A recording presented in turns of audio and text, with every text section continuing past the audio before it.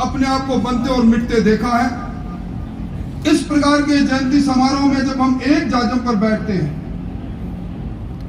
और एक स्वर में अपने इतिहास को याद करके उसी इतिहास के अनुरूप आचरण करने की बात कहते हैं, तो अपने आप में एक संदेश चला जाता है। अभी गोपाल सिंह जी बोल रहे थे, मैं समझता हूं कि मरण की बात उन्होंने कह दी।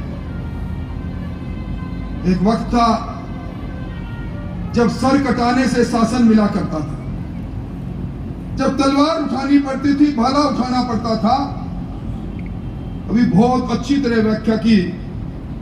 मैं इन दोनों जवानों को आज इस मंच से कहता हूं, इसी वैचारिक पृष्ठभूमि से आगे निकलोगे, इसी विचार से आगे चलोगे, कल हमारा भविष्य बनोगे। छात्र संघ अध्यक्ष जी ने कलम की बात कही, इन्होंने संगठन की बात कही। मैं समझता हूं कि आज किसी भी इतिहास के पन्नों को पलटकर देख लिया, राणा प्रताप की हल्दी घाटी के युद्ध को देख ले, अकेला एक समाज नहीं लड़ा था। भामाशाह ने धन का सहयोग किया, वीरों ने उस छापामारी युद्ध में राणा का साथ दिया। बहुत से लोग ऐसे थे जो नींव के पत्थर के रूप में जमींदोराज हो गए, इतिहास में स्थान नहीं मिला, पर उस इतिहास को लिखने में उनका सहयोग रहा। आज भी वही समय आ गया। अभी पिछले दिनों जयमल जी पर 2021 में एक डाक टिकट जारी हुआ। उस समय रविशंकर प्रसाद सिंह जी इस विभाग के डाक टिकट जारी करने वाले विभाग के मंत्री थे, केंद्रीय मंत्री थे। मुझे संसद के सेंट्रल हॉल में मिल गए, संयोग से वही दिन था। उन्होंने मुझे कहा कि आपके पूर्वज कितने कुशाग्र बुद्धि के थे। जब जयमल फत्ता को युद्ध के लिए जाने में मल्लू भील ने रोका और जिस बात को मुझसे पहले अठा और बठे की बात कही, ये बात क्या हमें संदेश नहीं देती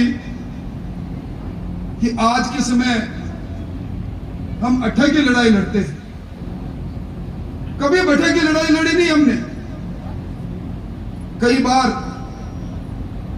हम आपस के अंदर ऐसे उलझते हैं। मैं समझता हूं कि एक व्यापक दृष्टिकोण की बहुत बड़ी आवश्यकता है। एक आध बार सरपंच का चुनाव लड़े, 2 धड़ों में बटे, एक धड़े का नेतृत्व करते रहे, गांव के गुटबंदी का शिकार बनते गए। हमने बड़ा मन रख के बड़ी लाइन खींचने के लिए कभी बात नहीं की। मैं जिस विधानसभा क्षेत्र से आता हूं, मेरा 7वीं बार लगातार वहां से आना हो रहा है। अपने समाज के वहां 17,000 18,000 वोट है। मुझे जीतने के लिए 90,000 से लेकर 1 लाख वोट चाहिए।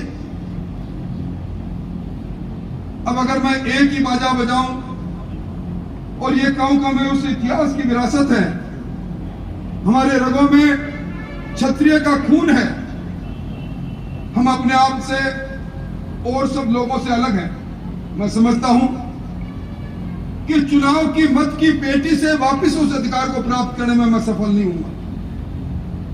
मैं धन्यवाद देना चाहूंगा। आज सामाजिक समरसता का एक नया कीर्तिमान आप लोगों ने स्थापित किया। 4 भुजा नाथ के प्रथम पूज्य करने वाले जिनकर परिवार के अगवा को आपने सम्मान किया। यह सामाजिक समरसता आज की आवश्यकता है। आज भी लोग हमें सरदार की भूमिका में देखना चाहते हैं। अभी मुझसे पहले कहा गया कि हमारे खून में, हमारे जीन में नेतृत्व का गुण है। इस नेतृत्व के गुण में लोग हमें एक अलग भाव से देखते हैं, और जब हम उस भाव के अनुरूप काम नहीं करते तो निश्चित तौर पर फिर वो निराशा भी आती है। इन वर्षों के अंदर हमने सामाजिक मूल्य को टूटते देखा है। मैं धन्यवाद देना चाहूंगा पूर्ण पुरस्कार जीतने वाली हमारी बच्चियों को। मैं दूर से आती हुई बच्ची के कॉन्फिडेंस को देख रहा था, कितना वैचारिक दृष्टि से उन्होंने अपनी कक्षा के अंदर उत्तम अंक प्राप्त किए। पर जब हमारी ये बच्चियां इस प्रकार के समारोह में आकर सम्मानित होती है तो उनके मन में एक भाव जागृत आता है, और मैं उन्हीं से कहूंगा, sky is the limit for you. अगली बार जब हम इस प्रकार के समारोह में आए तो हमारे बेटे, हमारे बेटियां, इनकी फिरिस्त और लंबी होनी चाहिए। आज सर्वाइवल फॉर फिटेस्ट का जमाना आ गया। हर जीवन के हर क्षण में प्रतिस्पर्धा है, और यह प्रतिस्पर्धा हमें जयमल जी का चरित्र भी सिखाता है। आज अगर जयमल जी उस प्रोग्राम में आ जाते जो अकबर में टोडरमल के माध्यम से उनको दिया, तो इतिहास के पन्नों में जयमल जी नहीं होते। जयमल जी ने अपने धर्म की पालना की, और अपना धड़ा, अपना धर्म, अपना विचार, उसके अनुरूप जो मजबूत इरादे से आगे बढ़ता है, जमाना उसके साथ अपने कदमों को मिलाने का काम करता है। मैं समझता हूं कि आज इतिहास के बारे में बहुत सी बातें कही गई, पर इतिहास हमें सबक भी देता है। अगर जयमल जी के इतिहास में हम देखें तो उन्होंने अपनी वीरता के साथ, कोई मैं समझता हूं जब पढ़ते हैं तो रोंगटे खड़े हो जाते हैं। कल्ला जी के ऊपर बैठ के जयमल जी तलवार चलाए, जब मालूम है कि सामने 1 लाख से ज्यादा मुगल सैनिक है, और उसके बाद भी जज्बा देखिए आप, तो क्या उन्हीं के वंशज आज के इस प्रजातंत्र युग में हम मन के अंदर अपना जज्बा और अपना संकल्प नहीं बना सकते? मुझे पिछले दिनों गोपाल सिंह जी, एक मेरे विधानसभा में एक पीथीसर गांव है, वहां के ठाकुर साहब आए, बोला हमारे गढ़ पर सामुदायिक विकास केंद्र बन रहा है। तो मैंने कहा मैं उधर से निकलूंगा तो आकर देखूंगा। मैंने गांव के सरपंच को बुलाया, उस जगह का मैंने कहा बताओ सी गढ़ कहाँ है? तो एक टीले में के रूप में बदले हुए ईंटों के ढेर पर वो खड़े होकर बोले ये हमारा गढ़ है। फिर एक तरफ इशारा करके बोला वो हमारी कोठड़ी है।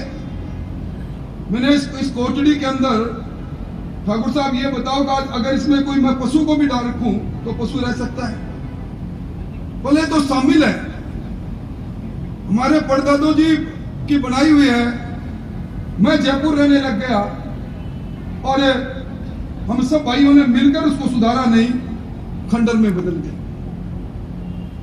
आज सबसे पहला काम हम करते हैं, मुझे बड़े अफसोस के साथ कहना पड़ता है, ना नौजवान हमारे पढ़कर तैयार होते हैं, सरकारी नौकरी के अंदर अगर कंपटीशन में नाम नहीं आया तो व्यापार की बात करते हैं। अच्छी बात करनी चाहिए, और व्यापार की बात करते ही सबसे पहले कहते हैं कि अपनी जमीन कहाँ है, उस जमीन को बेचते हैं। जमीन हमारी माँ है, हमारी पहचान है। हम गांवों से कट रहे हैं, अपने इतिहास से कट रहे हैं। ये बात मैं इसलिए कह रहा हूं, इतिहास ऐसी कोई वस्तु नहीं है जो एक बार लिखा गया है। आज जो हम कर रहे हैं उसका इतिहास कल पढ़ा जाएगा, और कल पढ़ा जाएगा तब उसमें लोग पूछेंगे कि आप किस जगह से, किस पैतृक गांव से निकले थे। हम अपने गांव को, हमारे आने वाले वंशज हमारे गांव को भूल जाएंगे। आज आप लोगों ने, जसवंत सिंह जी, सुरेंद्र सिंह जी, नरपत सिंह जी ने इस कार्यक्रम को करके जमीन दोराज होते हुए इतिहास को आज सुनिश्चित करने का काम किया है। अगर हम अपने इतिहास को सुनिश्चित नहीं करेंगे तो आज नहीं कल जो भी छात्र संघ अध्यक्ष जी कह रहे थे, सोशल मीडिया का जमाना है। हमें हमारे नौजवान टेलीफोन पर इस सोशल मीडिया में पोस्ट लगाऊं के खेल को रातों तक खेलते रहते हैं और उसी टेलीफोन से क्रांति की आगाज कर उठते हैं।